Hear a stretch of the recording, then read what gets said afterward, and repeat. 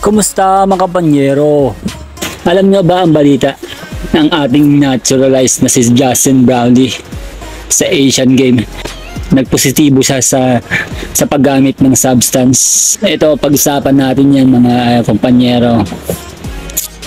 Kaya si Justin Brownlee ay gumamit daw, nababalita na gumamit daw ng substance dahil sa kanyang injury dati nung naglalaro pa siya sa ibang liga. Yan ang nababalita. Pero safe pa rin naman sa atin yung ginto.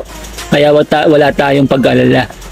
Kaya nga lang, itong si Justin Brownlee napatawan o mapapatawan pa lang ng 2 years suspended na hindi maglalaro sa anumang liga dito sa Pilipinas o sa World Cup. Nakapanghinayang naman, no, di ba? Siya ang naging representative natin sa ating kampanya laban sa Asian Game.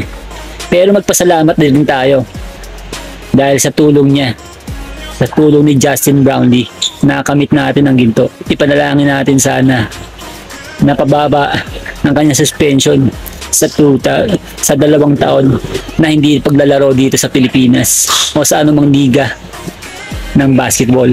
Kung kayong tatanungin, sinong pipiliin nyo? Si Justin Brownlee na maging naturalized player o si Jordan Clarkson?